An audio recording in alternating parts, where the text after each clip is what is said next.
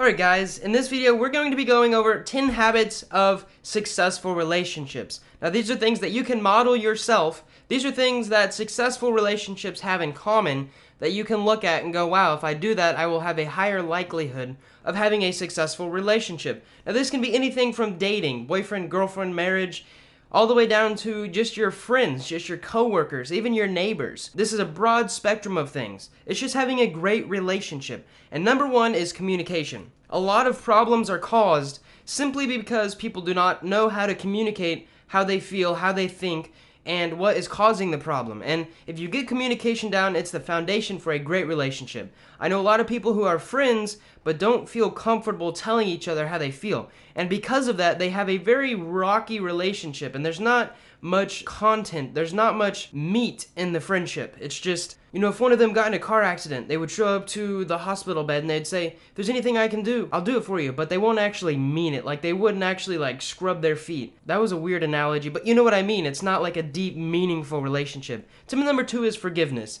And this is something that I've noticed in my life that you can find there's a lot of people who struggle with forgiving someone. And something I wouldn't suggest this, but you can do it if you want to, is actually to make a mistake on purpose and then ask someone else for your forgiveness. And in turn, how they forgive you can determine the quality of the relationship. So it's completely ambiguous. I wouldn't do anything major, but as long as you understand that your friend, your spouse, your girlfriend, your boyfriend, whoever you're living with can forgive you, that's going to be a quality of a great relationship. And you in turn can do that to yourself. You can forgive people for what they have done. And it's actual forgiveness, not just saying that you apologize, but forgiveness like, I actually forgive you, I'm not going to do it again, I am sorry. I feel bad. That comes a lot with tip number three, which is understanding. When you understand a person and how they feel, it comes a lot easier to forgive them. Now, understanding is really difficult, and you kind of have to have, I don't want to be real cheesy about it, but you have to have a big heart. You have to have the openness to want to understand someone else and their situation, and the empathy and the sympathy to know how someone else feels, and understanding their situation, that they may not have had the out to get you kind of thinking, but something bad happened, and that understanding will lead to forgiveness. And over time, understanding them, they will be more likely to be open to understanding you. Tip number four is to understand the 5 love languages. And if you've ever read the book, The 5 Love Languages, you will start to understand that loving someone, that having a loving relationship isn't something you can do passively. I talk about income all the time. You can make passive income to where it just trickles into your bank account and you don't even have to think about it. But a great relationship, if you understand the 5 love languages, you start to understand that they're not passive, they're active. So you have to go out, and it breaks down a habit a little bit, but actively loving someone, understanding that this friend will feel more loved if I give them a gift every week, and this friend, on the other hand, won't feel the same way, but they will feel loved even more if I spend 30 minutes with them every day. And the 5 love languages, you can read that book. They're words of affirmation, service, gifts, quality time, and physical touch. And everyone's different. You might have a mix of those. One of those might be super important to you. You just have to understand yourself, and you also have to understand the person that you're with, the relationships that you have built in your life. When you start deconstructing them and finding out what their love language is or what their priorities are, then you can start to have a better relationship in terms of how you form your habits. Tip number 5 is respect. Now this is a big one, and I've actually had some struggle with this among some of my friends, because they'll go out and do things, and it's hard for me to respect them through their actions.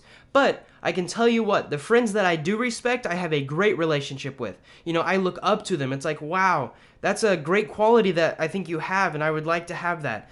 Just respecting them, understanding that they're not below you, they're with you. And sometimes when you start to look at people below you, you start to not respect them as much because you feel like they're undervalued. And I don't want to talk about this as much because I don't know much about it, but I do know it is a habit of great relationships. Respect. Tip number 6 is to appreciate each other. Now, appreciation can go anything all the way back to the 5 love languages, to say, I appreciate you, let's spend 30 minutes together watching the sunset, to I appreciate you, I wrote you a little note when I thought of you, or here's a small gift when I was on vacation. Just appreciating them. And sometimes you can even vocally tell someone, hey, I appreciate that you're in my life. And that helps out a lot. Tip number 7 is to look at situations not that it's me versus you. It's not me versus you. I'm going to say that one more time. It's not me versus you. What it is us versus the problem. So when you come at something and there are people coming, they start just butting heads. And it's like a war. They're starting to attack each other and attack each other's personal qualities. And that's the problem in the first place, is that they're not joining together to solve the problem. And the thing is, if they would just join together and go, you know what, it's not your fault, it's not my fault, it's both of our faults, what can we do to solve this problem? That will solve so many relationship problems, just coming at it together as a team, whether that's a marriage team or a boyfriend-girlfriend team, or even you and your friend. If you guys just start looking at problems and bickering as something that you guys can solve together, you'll have a lot more success in that relationship. The next tip is that honesty comes first. Now, there's a lot of times in my life I can look back and go, man, it was really easy to lie there. But when it comes down to it, friendships and great relationships are for the long term. So if you want a short-term relationship, yeah, go ahead and lie. But if you be honest, if you be honest first without going through a bunch of loopholes, that friend will start to respect you more. They will understand you more. You will start to have better communication with them. It's just another great foundational habit of a great relationship, is to be honest first. And if you don't feel comfortable being honest to a person, there might be some psychological abuse or something else going on that is making that relationship unsteady, and you probably want to get away from that. The next tip is to make time for each other. Now, this is something I struggle with, and I think a lot of entrepreneurs might struggle with in relationships specifically, because they love to work. I'm almost like a workaholic. I love working. Something about me specifically is that I don't want to spend my time doing something meaningless. So I look at things and I value my time really high. And sometimes if I'm just out with my girlfriend and we're not having a great time, I almost start to look down upon that, because I was like, I could be making $5,000 or $10,000 more a month if I spent that time on the business.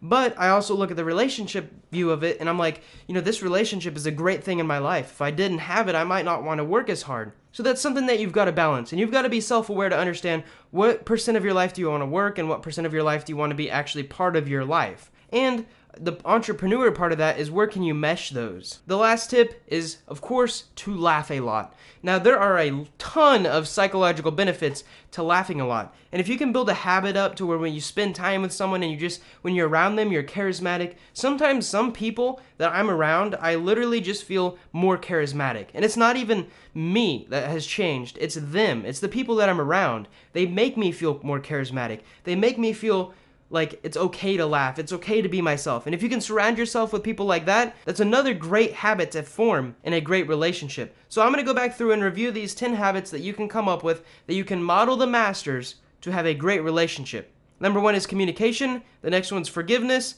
Number 3 is understanding. Number 4 is to understand and actively pursue the 5 love languages. Number 5 is respect each other. Number 6 is to appreciate each other. Number 7 is to look at things that it's us versus the problem, not me versus you. Number 8 is to be always honest first. Tip number 9 is to make time for each other. And tip number 10 is to laugh a lot. Hope you guys enjoyed this video, learned something. And if you have any questions, email me at practicalpsychologytips@gmail.com. If you guys enjoyed that video and want to read the book I wrote that it came from, search Amazon for Habit Harvester or click the link in the description. The book is short enough to read in one sitting, but is jam-packed with tons of information, just like you saw in this video. In fact, I've also added a few extra stories and fixed some of the errors found in this video course. There's also plenty of amazing illustrations to aid in the learning process and keep the book fun to read. If you're interested, you can buy the Kindle version for $2.99 or sign up for a month of Kindle Unlimited to get it for free, which is what I personally use, and you get access to millions of other ebooks and thousands of audiobooks included in your Kindle Unlimited membership. When you buy the Kindle version, you don't even need a Kindle to read it. You can download the Kindle app on your smartphone, download the software for PC, or even read it on Amazon.com through their cloud server. If you want to watch the rest of the videos in this series, click this thingy or check the link in the description for a playlist. Thank you guys so much for watching.